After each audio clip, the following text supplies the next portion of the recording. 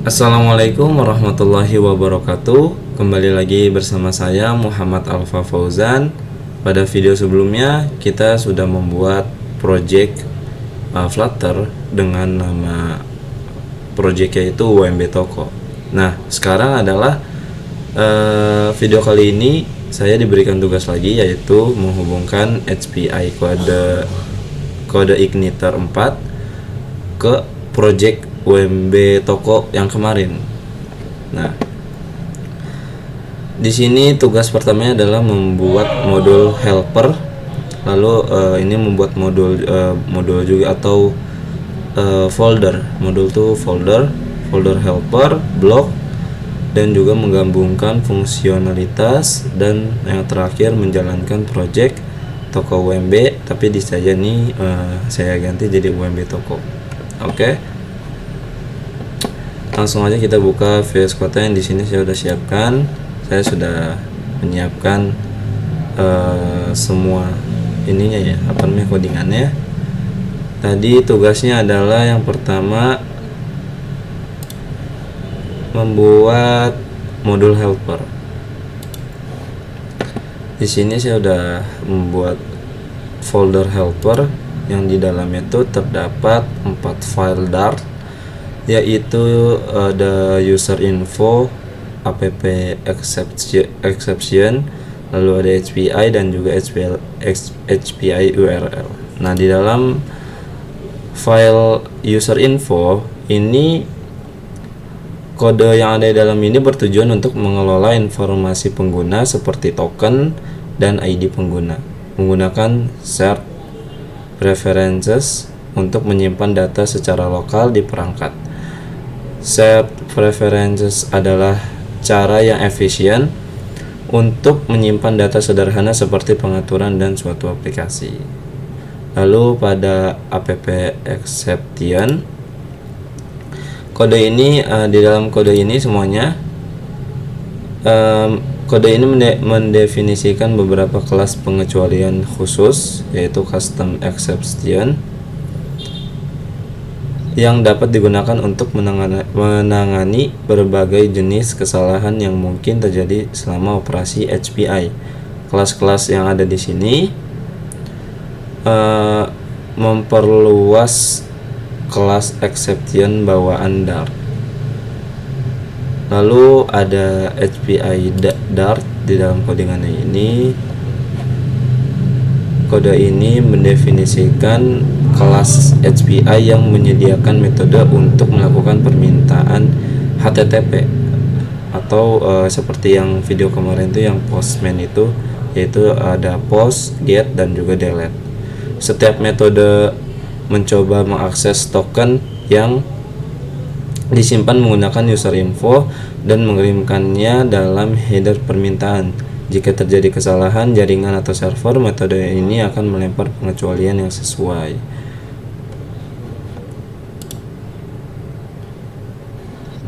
Nah, di user info ini kelas-kelas seperti kelas user info ini itu untuk menyimpan token dalam set preferences. Lalu ada future ini string get token, mengambil token dari set preferences. Lalu future set user ID, menyimpan user ID dalam set preferences. Lalu future get user, mengambil user ID dalam set preferences. Lalu future logout, menghapus semua data yang disimpan dalam shared preferences logout. Lalu selanjutnya di HPI URL Dart ini, codingan ini kode ini mendefinisikan URL dalam kode ini mendefinisikan URL dasar untuk HPI dan endpoint spesifik untuk berbagai operasi. URL ini digunakan dalam metode HPI untuk membuat permintaan ke server. Nah, untuk untuk mengetahui server yang ada pada komputer kita, itu cukup kita buka terminal, terminal, lalu ipconfig. Nah, kalian cukup copy yang ada di sini, copy, lalu kalian tinggal paste di bagian ini, kita ubah di sini ya, itu. Jadi nanti ya kita bakal coba apakah berfungsi atau enggak si IP address yang ada di komputer ini. Kita lanjut ke pembahasan blok. Oke, kita udah membuat folder helper dan juga sudah membuat sudah menyediakan semua codingan dan juga pada 4 file ini. Lalu selanjutnya membuat folder blok. Ini dia, di sini ada 4 file Dart, yaitu login blok, logout blok, produk blok, dan juga registrasi blok. Kita mulai dari penjelasan login blok dulu. Login blok Dart, kode yang di dalam ini bertanggung jawab untuk menangani logika bisnis terkait login. Login block menggunakan metode statis untuk memudahkan pemanggilan metode login dari bagian lain dalam aplikasi. Jadi metode login yang menerima email dan password sebagai parameter, lalu URL login dari API URL, terus data yang dikirim dalam body permintaan itu email dan password, lalu ada variable response melakukan permintaan post ke HPI, dan juga variabel JSON object atau JSON OBJ mengubah respon JSON menjadi objek, lalu return login model.fromJSON mengembalikan objek login model yang dibuat dari respon JSON. Lanjut ke logout block Dart. Kode ini bertanggung jawab untuk menangani logika bisnis terkait logout. Logout block menggunakan metode statis untuk memudahkan pemanggilan metode logout dari bagian lain dalam aplikasi. Jadi static feature logout ini memanggil metode logout dari user info untuk menghapus data pengguna. Oke, lanjut ke produk. Nah, dalam file atau dalam codingan pada file produk ini bertanggung jawab untuk menangani logika bisnis terkait produk. Produk blok menggunakan metode statis sama dengan file-file sebelumnya menggunakan metode statis untuk berbagai operasi CRUD, yaitu create, read, update, ataupun delete pada produk. Jadi ada 4 macam ya. Ini ada metode untuk mendapatkan daftar produk, yaitu get produk, yang dimana string akan memanggil API URL daftar produk dari API URL. Lalu variable response melakukan permintaan get ke API. Lalu variable JSON mengubah respon JSON menjadi objek, dan ada juga list dynamic list produk mengambil data produk dari objek JSON, dan juga link produk model produk menambahkan produk ke daftar produk. Lalu ada return produk mengembalikan daftar produk. Begitu juga dengan metode untuk menambahkan produk baru, metode untuk mengubah atau memperbarui produk yang sudah ada, dan juga menghapus produk. Masing-masing menggunakan string API URL. Lalu terdapat variabel body, respon, dan juga JSON OBJ. Yang membedakan adalah metodenya. Ini untuk menambahkan produk menggunakan add produk, untuk menggunakan memperbarui atau mengubah produk yang sudah ada menggunakan update produk, lalu untuk menghapus itu menggunakan delete produk. Lanjut ke registrasi blok Dart. Kode ini bertanggung jawab untuk menangani logika bisnis terkait registrasi pengguna. Registrasi blok menggunakan metode statis untuk memudahkan pemanggilan metode registrasi dari bagian lain dalam aplikasi. Jadi semua file ini menggunakan metode statis. Ya, metode statisnya jadi rata-rata sama ya semuanya itu, yaitu menggunakan for body, ada variable response dan JSON OBJ-nya, dan juga yang terakhir itu mengembalikan objek yang dibuat dari respon JSON. Oke, membuat penjelasan helper dan juga blok udah, kita juga udah buat kedua ini. Langkah selanjutnya adalah menggabungkan fungsionalitas. Maksudnya itu apa? Oke, kita mulai dari membuat folder baru, yaitu widget. Widget ini isinya adalah dua file yang di dalamnya adalah dialog. Jadi maksud dialog itu ketika nanti kita melakukan registrasi, sukses dialog ini akan muncul ketika kita berhasil melakukan registrasi, dan warning dialog ini akan muncul ketika kita gagal melakukan registrasi, seperti itu. Jadi di dalam codingan sukses dialog Dart ini, import ini mengimpor paket Flutter atau material Dart yang menyediakan widget dan fungsi material design. Lalu ada const class, ini const class. Kelas const berfungsi sebagai tempat menyimpan nilai konstanta seperti padding dan radius yang digunakan di seluruh widget. Lalu ada konstruktor, dibuat privat agar kelas tidak bisa diinstansiasi. Ini ya, const. Lalu ada variable description.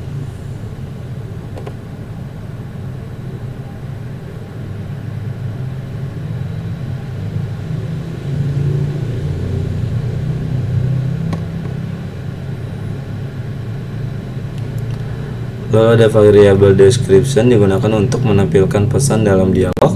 Nah, ini. Dan juga ada variable onClick, yaitu callback yang dipanggil saat tombol OK diklik. Oke, lalu ada juga dialog. Yang ini adalah widget dasar untuk membuat dialog. Di sini kita mengatur bentuknya menjadi kotak dengan sudut membulat. Lalu ada container. Ini adalah widget yang digunakan untuk membungkus dan menghias konten dialog. Dan juga ada kolom. Ada kolom digunakan untuk menyusun widget di dalam dialog secara vertikal.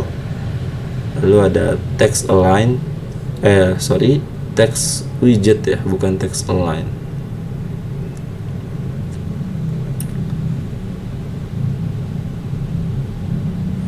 Kegunaan text widget ini digunakan untuk menampilkan teks sukses ya,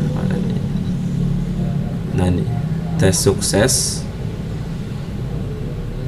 dan deskripsi yang diterima sebagai parameter. Lalu di sini kita menggunakan tombolnya tuh outline button, tombol OK yang menutup dialog dan memanggil callback onClick saat diklik. Lalu kita lanjut ke warning dialog Dart. Sama seperti sukses Dart, import nih mengimpor paket Flutter atau material Dart. Lalu class const ini sama seperti sukses dialog, menyimpan konstanta padding dan radius. Lalu ada variable deskripsi dan juga onClick, sama ya, penjelasannya sama seperti penjelasan sukses dialog. Lalu yang membedakan adalah variable container. Konten di sini membungkus dan menghias konten dialog, lalu kolom menyusun widget di dalam dialog secara vertikal. Teks widget menampilkan teks gagal dan deskripsi yang diterima sebagai parameter. Nah, yang membedakan itu ada di tombol. Tadi kan kalau sukses itu menggunakan outline button, kalau warning itu menggunakan elevated button. Ini dia. Jadi kesimpulan di folder widget ini,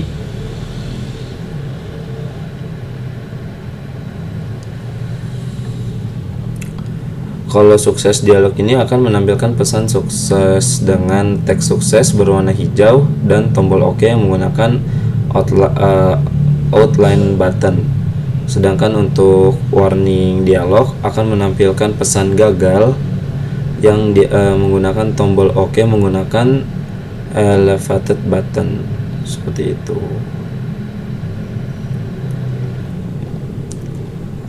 Oke, sudah, lanjut lagi kita ke ini masih menggabungkan fungsionalitas ya. Widget selesai, maka selanjutnya kita ke main Dart. Ya, sebelumnya main Dartnya nggak gini ya. Kenapa kita buat seperti ini? Di sini letak menggabungkan fungsionalitasnya. Oke, kita langsung jelasin aja ya. Import packet, kode mengimpor paket-paket yang diperlukan dari Flutter dan paket-paket khusus dari aplikasi user info Dart, login view Dart, dan juga produk view Dart. Lalu fungsi main adalah titik masuk untuk aplikasi Flutter. Di sini kita menjalankan aplikasi Flutter dengan memanggil run app dan memberikan my app sebagai widget utama.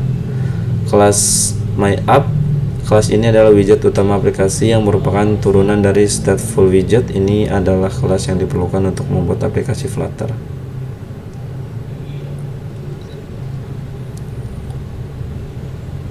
Lalu ada init state. Metode init state dipanggil sekali ketika widget pertama kali dibuat. Di sini kita memanggil fungsi isLogin untuk memeriksa status login pengguna saat aplikasi dimulai. Lalu ada isLogin. Nah, ini adalah penggabungan fungsionalitas. Ini adalah metode asinkron yang memeriksa apakah pengguna sudah login atau belum dengan memeriksa token. Jika token tersedia, itu berarti pengguna sudah login dan widget yang ditampilkan diatur ke produk view. Jika tidak, widget yang ditampilkan diatur ke login view. Lalu yang terakhir ada build. Metode ini mengembangkan UI aplikasi. Di sini kita menggunakan material app sebagai root widget dan menentukan judul aplikasi dan apakah mode debug ditampilkan. Widget home ditetapkan ke variabel page yang akan menampilkan tampilan login atau tampilan produk berdasarkan status login. Jadi kalau pada sebelumnya kita tuh harus menonaktifkan ini ya. Kalau misal nih kita pengen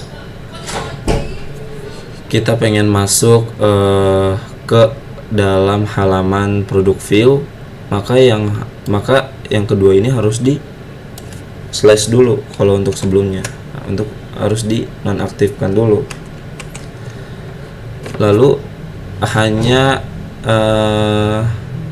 menjalankan misal tadi kan produk view, hanya menjalankan produk view-nya saja. Contohnya seperti ini. Kita ambil contoh di main Dart yang kemarin ya.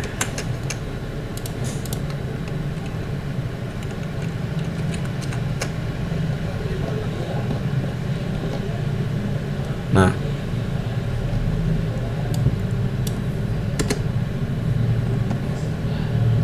pada main Dart kemarin tuh kita harus ngeblok dulu nih. Misalnya kita ambil satu deh. produk view list. Oke, kita harus menonaktifkan dua package ini dan juga package produk dan juga registrasi view dan juga login view.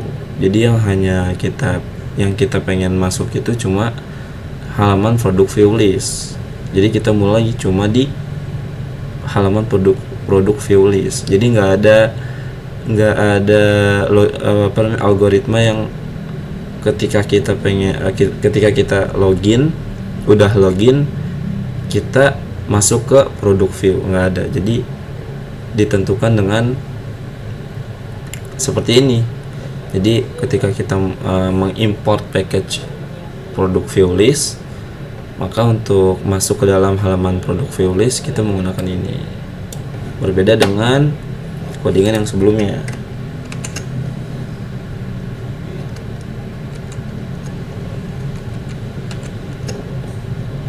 Nah, pada codingan ini ketiganya ini kita import semuanya, jadi nggak perlu di nonaktifkan. Dan di sini ada logika atau algoritmanya. Jadi ketika kita sudah melakukan login, maka kita akan langsung masuk ke dalam halaman produk view. Tetapi kalau kita belum melakukan login, maka kita akan dimasukkan ke dalam halaman login untuk melakukan login terlebih dahulu untuk masuk ke dalam halaman produk view. Jadi itu adalah menggabungkan fungsionalitas seperti itu. Oke, yang terakhir adalah menjalankan project toko UMB atau UMB toko. Untuk menjalankannya jangan lupa kita nyalakan dulu XAMPP nya ya. Oke, kita ke admin.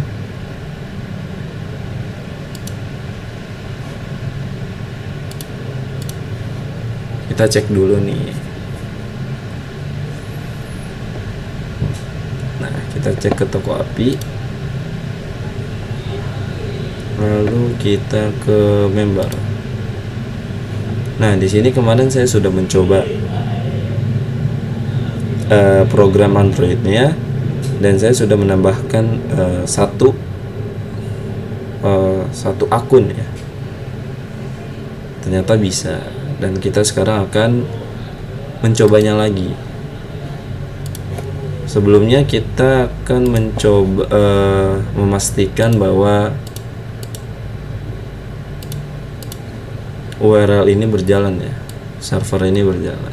Kita copy aja, lalu kita ke kita paste di sini, kita jalankan. Nah, kalau seperti ini tandanya servernya itu berfungsi gitu. Jadi begitu untuk mengetahui berfungsi atau enggaknya. Kita close aja. Lalu untuk kali ini kita akan menjalankan program Android-nya menggunakan emulator, bukan langsung dari Chrome ataupun ini kan biasa kita jalanin melalui Chrome ataupun Edge. Sekarang kita akan menjalankan menggunakan emulator. Gimana caranya? Kita ke command Chrome dulu.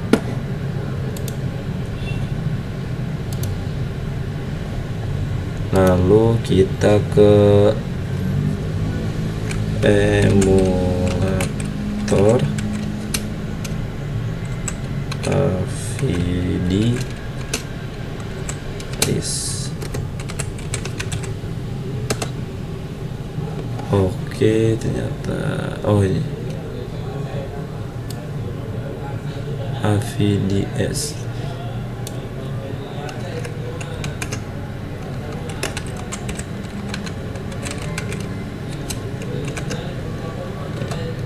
Oke, jadi ini adalah emulator yang kita punya. Untuk cara menjalankannya kita copy aja, lalu emulator, jangan lupa kita kasih add, kita paste. Nah, Kita tunggu sampai emulatornya muncul. Nah, ini dia emulatornya.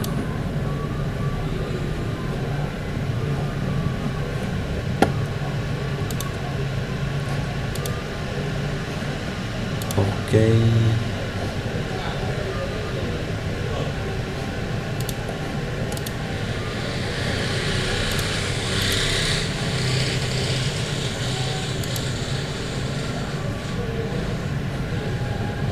Oke, udah berjalan ya. Nah,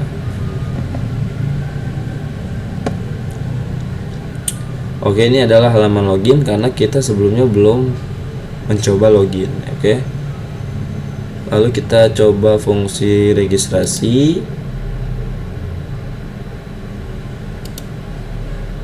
Sorry, kita agak lelah.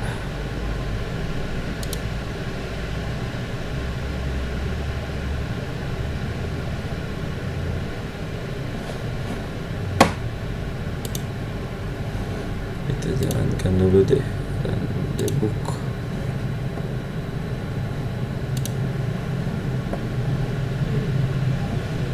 Oke, kita jalankan. Nanti kita tunggu aja nih.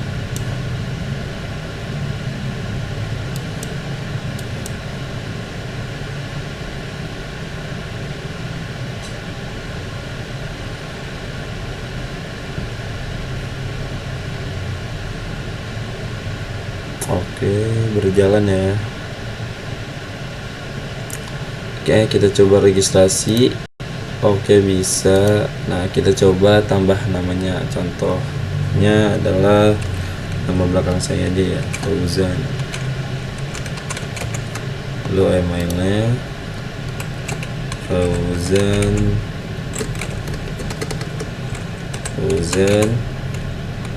at fauzan.com.